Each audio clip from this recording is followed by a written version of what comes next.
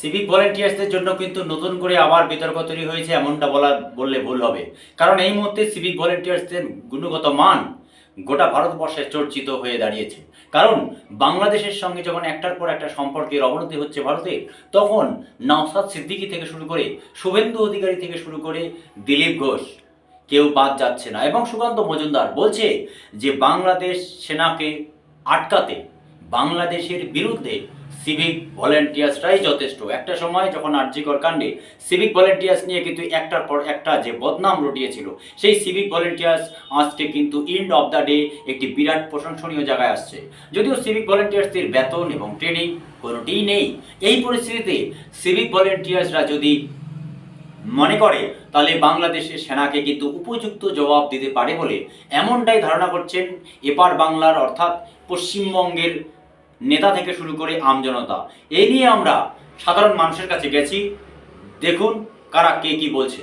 দেশের যত আর্মি আছে আমাদের রাজ্যের তার থেকে বেশি সিভিক ভলেন্টিয়ার আছে।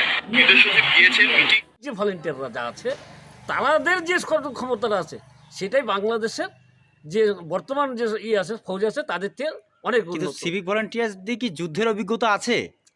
সে না থাকুক কিন্তু ওদের থেকে ভালো।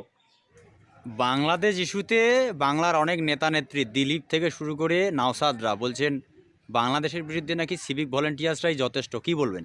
হ্যাঁ, বাংলাদেশের বিরুদ্ধে লড়াই করতে সিভিকরাই যথেষ্ট ভারতের। ভারত বাংলাদেশের মধ্যে এই মধ্যে উত্তেজনা পরিস্থিতি, তার মাঝেই বাংলার বেশ কিছু নেতা বলছেন যে পশ্চিমবঙ্গে সিভিকদের যত ক্ষমতা আছে বাংলাদেশ সেনাবাহিনীর ততটা নাই, কি বলবেন? অবশ্যই আমাদের ভারতবর্ষে যত সেবিক আছে, হ্যাঁ, ওয়েস্ট বেঙ্গলে যত সেবিক আছে, হ্যাঁ হ্যাঁ, সেই সেবিকগুলো যদি যায় আচ্ছা, তাহলে ওদের আর্মির থেকে বেশি হয়ে যাবে। তার মানে আর্মির থেকে বেশি ক্ষমতা। আগামীতে কি সিভিকদের পদোন্নতি হতে পারে? অবশ্যই অবশ্যই সেবিকদেরই হয়ে যাবে, আমাদের আর্মির দরকার নেই। ঠিক আছে, ধন্যবাদ। বাংলাদেশের বিরুদ্ধে নাকি পশ্চিমবঙ্গের সিভিক ভলেন্টিয়ার্সরাই যথেষ্ট, নওশাদ এবং দিলীপ ঘোষরা বলছেন, কি বলবা তুমি? হ্যাঁ, যথেষ্টই। আমাদের পশ্চিম